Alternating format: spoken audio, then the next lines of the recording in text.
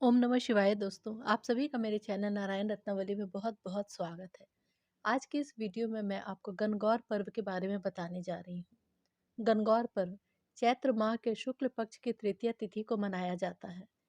इस वर्ष यह पर्व 11 अप्रैल दिन गुरुवार 2024 को रखा जाएगा। यह पर्व विशेष रूप से राजस्थान में मनाया जाता है। इस दिन सुहागिन महिलाएं अपने पति की लंबी आयु, परिवार में सुख शांति के लिए व्रत रखती हैं। कुंवारी लड़कियां भी अपने मनपसंद वर को पाने के लिए यह व्रत रखती हैं। इस दिन भगवान शिव और माता पार्वती के पूरे विधि विधान के साथ पूजा की जाती है। दोस्तों, गण का अर्थ होता है शिव और गौर का अर्थ होता है पार्वती। इस कारण इस पूजा का खास महत्व है। इस दिन भगवान शिव ने माता पार्वती को और माता पार्वती ने पूरे स्त्री समाज को सौभाग्य का वरदान दिया था। आइए दोस्तों, अब जानते हैं गणगौर व्रत तिथि और शुभ मुहूर्त।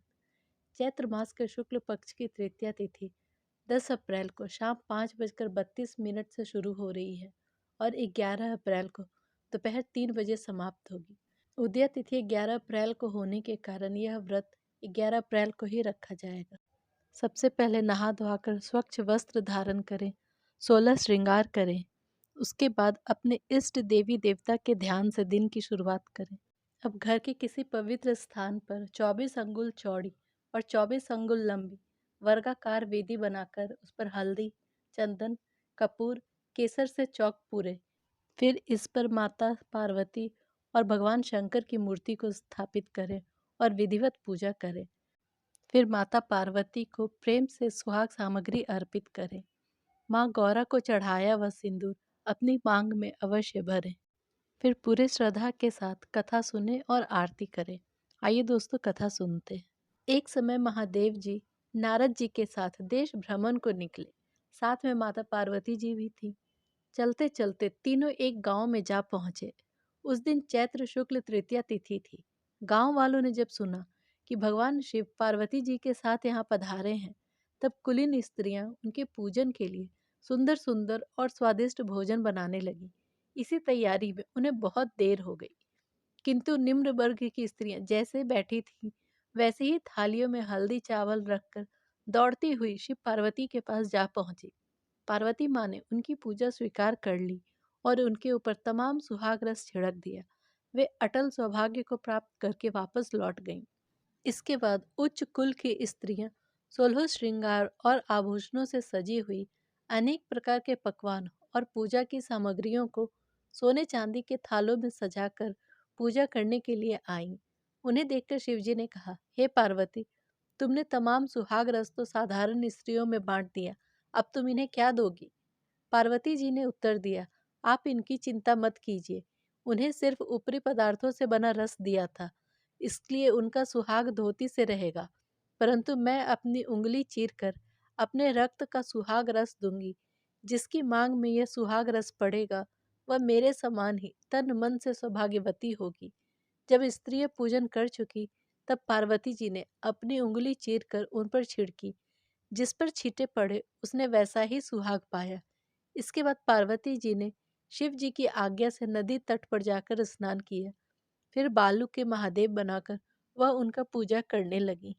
पूजा करने के बाद बालू के पकवान बनाकर पार्वती माँ ने शिव जी को भोग लगाया। उसके बाद प्रदक्षिणा की और नदी के किनारे की मिट्टी का टीका माथे पर लगाकर 2 कण बालू का प्रसाद लिया और शिव जी के पास लौट आई।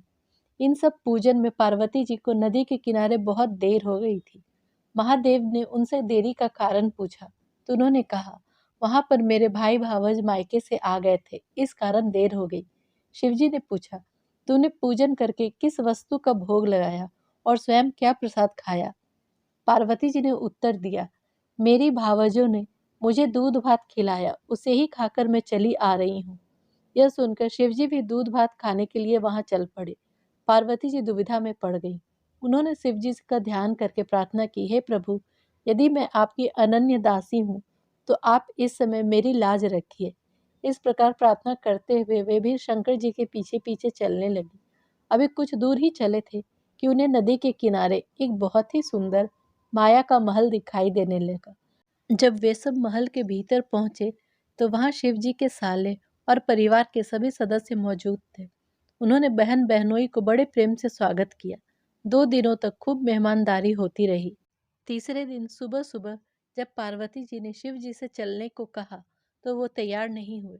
पार्वती जी रूठ कर अकेली ही चल दी। तब शिव जी को उनके पीछे पीछे आना पड़ा। नारद जी भी साथ में ही थे। तीनों चलते चलते बहुत दूर निकल गए। शाम होने पर शिव जी बोले, मैं तुम्हारे मायके में अपनी माला भूल आया हूँ। पार्वती जी बोली, मैं माला लेकर आती हूँ। किंतु शिव जी ने उन्हें मना कर दिया। नारद जी वहां गए। नारद जी ने वहां जाकर देखा कि किसी भी महल का नामो निशान नहीं था। चारों ओर घोर वन थे और हिंसक पशु घूम रहे थे। नारद जी घंटों अंधकार में भूलते भटकते रहे। तभी बिजली के चमकने पर उन्हें शिव जी की माला एक वट वृक्ष पर टंगी हुई दिखाई दी।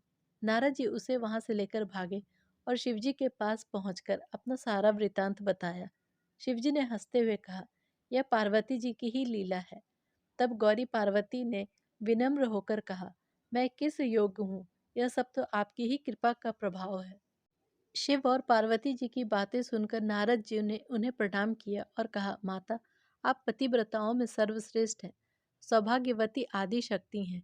यह सब आपके पति धर्म का ही प्रभाव है। संसार की स्त्रियां आपके नाम का स्मरण करने से ही अटल सौभाग्य प्राप्त कर सकती हैं और समस्त सिद्धियों को अपना बना सकती हैं।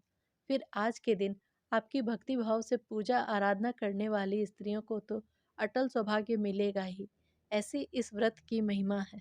मारवाड़ी महिलाओं के द्वारा गणगौर की पूजा 16 दिनों तक की जाती है। विवाहित लड़की अपने माता पिता के घर या ससुराल में 16 दिनों तक गणगौर की पूजा करती हैं। स्त्रियां पूजा के लिए अन्य 16 लड़कियों को आमंत्रित करती हैं। पूरे 16 दिन यह पूजा की जाती है। 7वें दिन शीतला सप्तमी के दिन शाम को कुम्हार के यहाँ से गाजे बाजे और उत्सव के साथ गणगौर और 2 मिट्टी के बर्तन लाए जाते हैं। अष्टमी से गणगौर तीज तक हर सुबह बिजौरा को फूलों से सजाया जाता है। 2 खांचों में गेहूं और ज्वार काटा जाता है। गणगौर तीज के उद्यापन पर सभी पूजा सामग्री सहित माता पार्वती और महादेव जी की मूर्ति को भी जल में विसर्जित कर दिया जाता है। यह पर्व मुख्य रूप से माता पार्वती को पूरी तरीके से समर्पित है। ऐसा कहा जाता है कि माता पार्वती ने अपनी भक्ति से भगवान शिव को प्रभावित किया था। भगवान शिव को पति के रूप में पाने के लिए कठिन और घोर तपस्या की थी। अन्य धर्म ग्रंथों में इस पर्व को गौरी तृतीया, गौरी उत्सव, ईश्वर गौरी आदि नाम से भी जाना जाता है।